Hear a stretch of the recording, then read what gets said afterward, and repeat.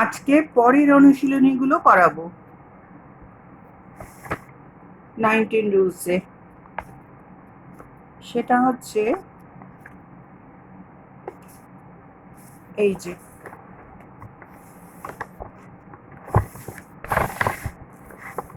এখানে কি বলেছে, construct a formal proof of validity for each of the following argument, adding just two statement to the premises। মানে দুটো স্টেটমেন্টের বেশি আমি যোগ নিতে পারবো না, দুটো স্টেটমেন্টের সাহায্য নিয়ে আমাকে সিদ্ধান্তটাকে প্রুভ করতে হবে বাই দি প্রেমিসেস।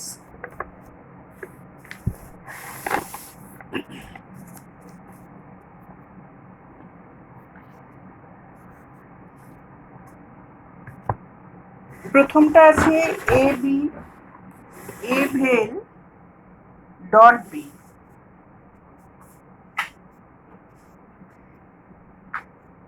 তাহলে এতে সিদ্ধান্তটাই আছে এ ভেল, তাহলে এ ভেলটাকে প্রথমে আমাকে আনতে হবে, বি তো আছেই এখানে, বিটাকে যোগ করে দেব তার সঙ্গে। তাহলে একটাই রাস্তা, এ ভেল সি ওয়ান অ্যাডিশন, তারপরে হচ্ছে এ ভেল সি ডট বি। তাহলে এটা আর এটা তিনে দুয়ে কনজাংশন। তারপরে দেখো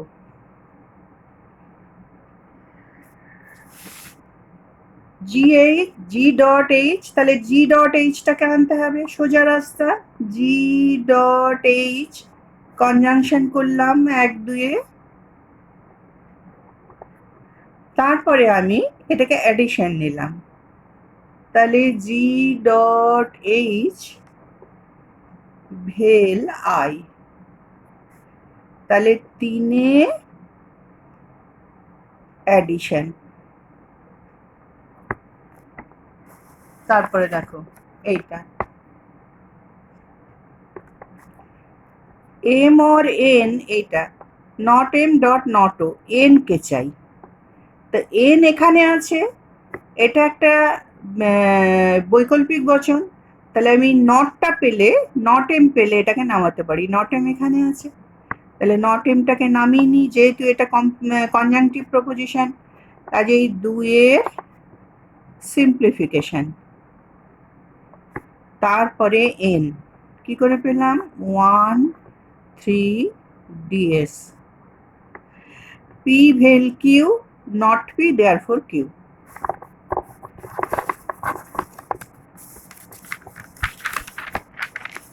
এরপরে দেখো এটা পি ভেল কিউ, আচ্ছা আমার সিদ্ধান্তর দিকে তাকাতে হবে আগে, কিউ ভেল এস, এখানে কিউ আছে আর এস আছে এখানে, ঠিক আছে, তাহলে এখানেও এই কিউটা আমার হবে না, কারণ এটা ভেল, এই কিউটা দরকার, এটা নাল, মানে ভেল সিদ্ধান্ত হলে সিডি সম্ভাবনা থাকে, কাজেই আমি ধরো এইখান থেকে প্রথমে দুটো প্রাকল্পিক বচন চাই সিডিতে, তাহলে এই একটা প্রাকল্পিক বচন আমি নিয়ে এলাম, আর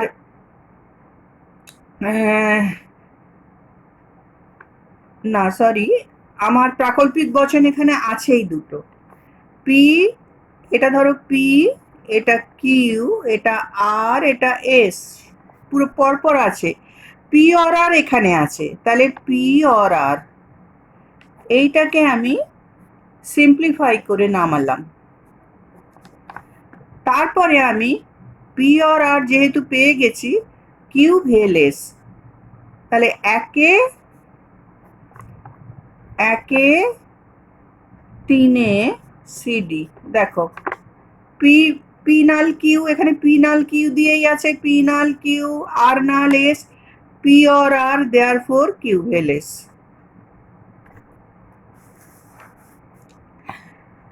তারপরে এটা দেখো এইটা আছে, হ্যাঁ, এইটা আমি কি কোথায় পাবো? যে যে একমাত্র এখানে আছে। তাহলে যেটাকে আমি নামালে এখানে অ্যাডিশন নিতে পারি, নট এইচ। যেটাকে কি করে নামাবো? এটা ভেল, এটা দেখো এর নট। তাহলে আমি পেয়ে গেলাম জে কে। কি করে পেলাম? একে দুয়ে ডিএস। এটা তখন নট পি, এটা তখন পি। তাহলে পি ভেল Q, not P, therefore Q. এরপর এই জে এর সঙ্গে আমি অ্যাডিশন নিলাম, তিনের অ্যাডিশন। এবার দেখো 22-এরটা, এখানে কি আছে? সিদ্ধান্ত এইটা, এই সিদ্ধান্তটার মধ্যে পি আছে আর পি নাল কিউ আছে। তাহলে এখানে দেখো পি নাল কিউ আছে আর এখানে পি আছে। তাহলে নাল দিয়ে যদি সিদ্ধান্ত হয় সেখানে এইচএস এর সম্ভাবনা থাকে। তাহলে এইচএস আমি করতে পারি, আমি খালি চোখে দেখি, দেখো এটা এটা এটা এটা, তাহলেই এটা পেয়ে যাব। তাহলে আগে এটাকে নামাই, পি নাল এন নাল ও, হ্যাঁ। তারপরে আমি এটাকে পি করলাম, এটা কিউ, এটা কিউ, এটা আর। তাহলে পি নাল কিউ, কিউ নাল আর, দেয়ার ফোর পি নাল আর। তাহলে এটা পেলাম আমি দুয়ে সিম্পলিফাই করে। কেন? এটা একটা কনজাংটিভ প্রপোজিশন। এই গোটাটা তখন পি, এই গোটাটা তখন কিউ। তাহলে পি কে আমি সিম্পলিফাই করে নামিয়ে দিলাম। তারপরে তিনের সঙ্গে পি নাল কিউ, কিউ নাল আর, এটা পেয়ে গেলাম। তাহলে আমি এটা পেলাম তিনে একে এইচএস করে।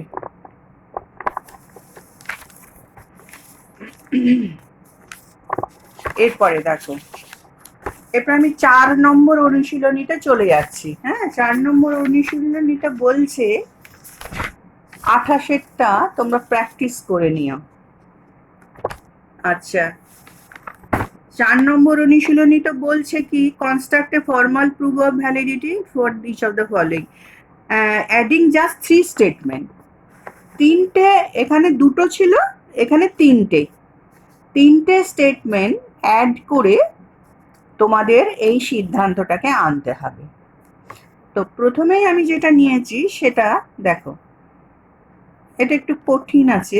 এই দেখো, তাও আমাকে আন্দাজ করতে হলো কিভাবে না, এই জিনিসটা এখানে আছে ডট দিয়ে, ঠিক আছে। তাহলে এখানে একটা অ্যাবসের সম্ভাবনা রয়েছে, পি নাল পি ডট কিউ। তাহলে এই দিকটা পেয়ে গেলাম এই দিকে। তার আগে আমার কে দরকার। তাহলে 4 নম্বরে আমি কে নাল আবার অ্যাবস করলাম, কে ডট এল।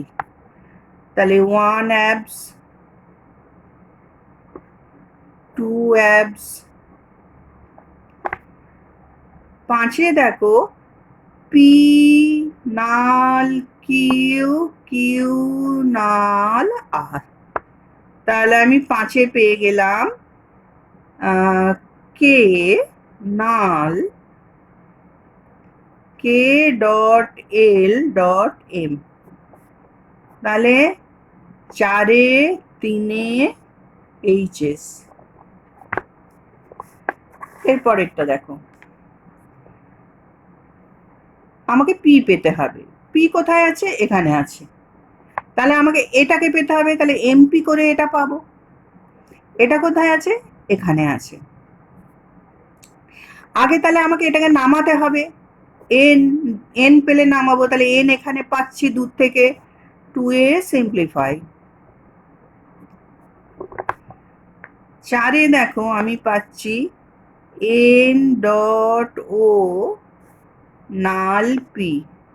কি করে পেলাম? দেখো এটা পি, এটা গোটাটা তখন কিউ।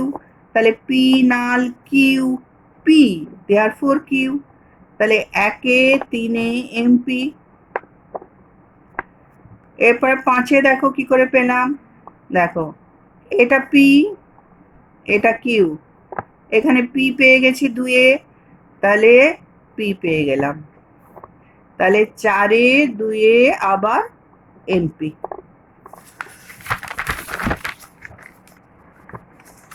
এখানে দেখো এটা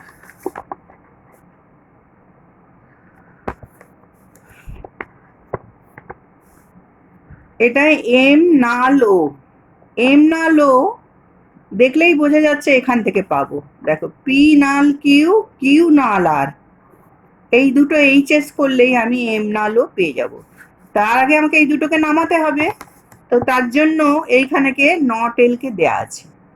নট এল দিয়ে আমি এটাও পাবো এটাও পাবো। দেখবে এটা কি ডিসজাংটিভ প্রপোজিশন, তাহলে নট এল, তাহলে পি ভেল Q not P therefore Q. তাহলে 1-এ 3-এ ডিএস, 5-এ পেলাম, দেখো এটা পি, তখন এটা নাল, এটা হাইপোথেটিক্যাল স্টেটমেন্ট, পি নাল, এটা কিউ, তাহলে নট পেয়ে গেছি, এটা পি পেয়ে গেছি, তাহলে আমি কিউ কে পেয়ে গেলাম এমপি। 2-এ 3-এ এমপি। এরপর 6-এ হচ্ছে এইচএস, এম নাল ও। 4-এ 5-এ এইচএস। এরপরে দেখো এটা, এইটা সিদ্ধান্ত আছে জে ডট এ, এখানে আছে, এ ডট বি এখানে আছে, এটাও নাল, ইমপ্লিকেটিভ স্টেটমেন্ট। তাহলে ইমপ্লিকেটিভ স্টেটমেন্টের ক্ষেত্রে আমরা এইচএসটাকে সাধারণত ভাবি একটা এইচএস হওয়ার সম্ভাবনা আছে, কিন্তু এখানে এরকম এরকম আছে। তাহলে আমাকে করতে হবে কি, 4-এ দেখা যাক B null B dot A, আগে আমি করে নিই। তাহলে পি নাল কিউ, কিউ নাল আর, 5-এ B null P null Q, P null Q, Q null R, A dot B.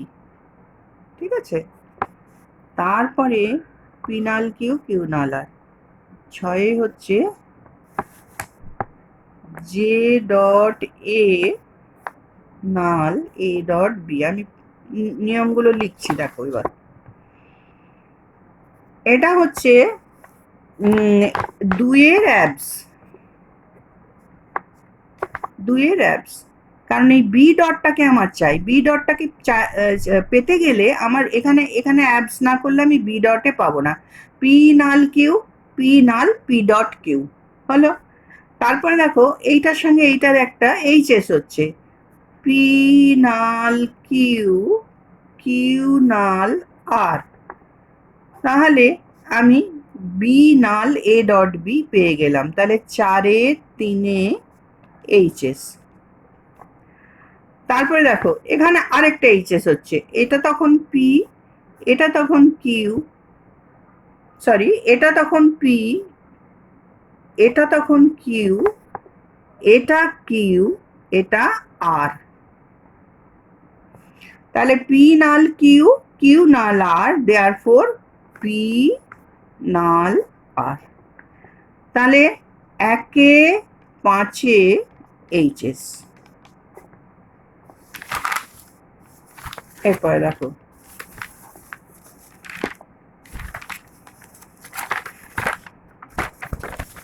5 নম্বরের 5 নম্বর 5-এর অনুশীলনী। এই অনুশীলনীতে কি কিছু দেয়া আছে? না, এখানে বলেছে তুমি এটা যতগুলো স্টেটমেন্ট লাগে ততগুলো ইউজ করবে। তা আমি দেখো এখানে কি দেখতে পাচ্ছি, A dot B C dot D. এই নাল কোনো প্রাকল্পিক বচনে তোমাকে যদি ডট আনতে হয় এক অ্যাবস, অ্যাবস ছাড়া উপায় নেই। তাহলে পি নাল কিউ, পি নাল পি ডট কিউ। ঠিক আছে, 5-এরটা আগে আমি করে নিই, সি নাল সি ডট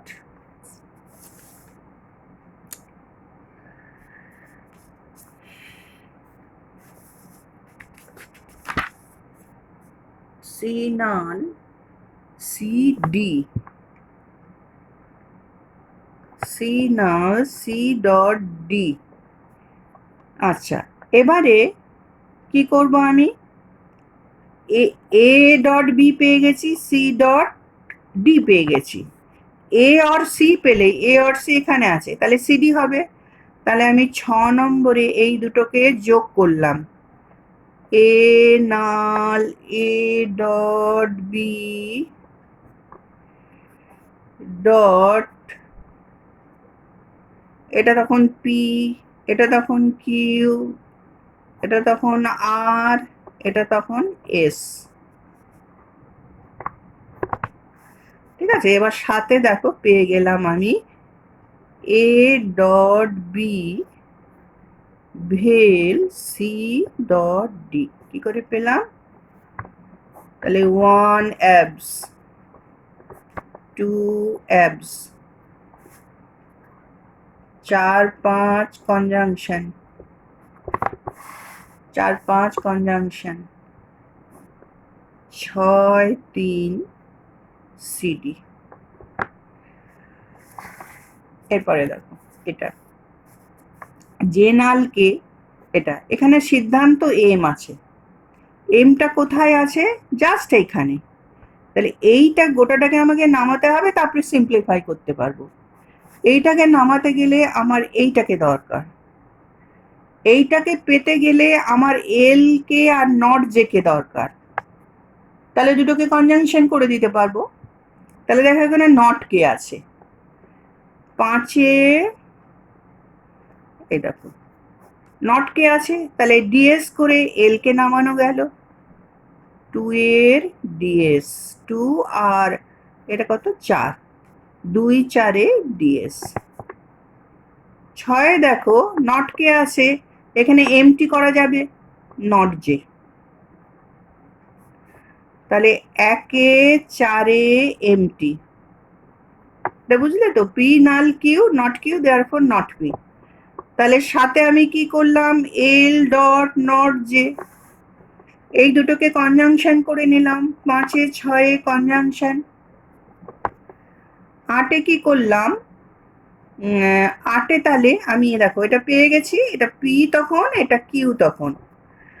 তাহলে এম ডট নট জে পেয়ে গেছি, তাহলে 3-এ 7-এ এমপি হলো।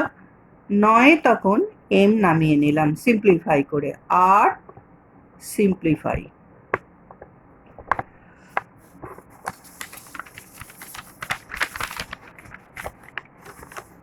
এরপরে দেখো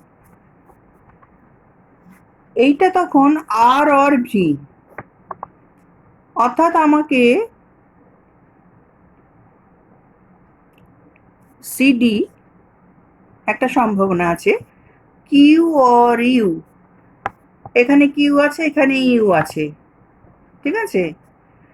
তাহলে আমি ওই কিউটাকে নামালাম, কিউ নাল আর, 5-এ ইউ নাল ভি, 6-এ কনজাংশন কিউ নাল R dot U null V, Q vel U, 7-এ আছে, তাহলে আর ভেল ভি। এবার আমি তোমাকে বুঝিয়ে দিই, এখান থেকে আমি এটা সিম্পলিফাই করলাম। কেন সিম্পলিফাই করলাম বলছি, এটার থেকেও আমি সিম্পলিফাই করলাম 2-এর থেকে।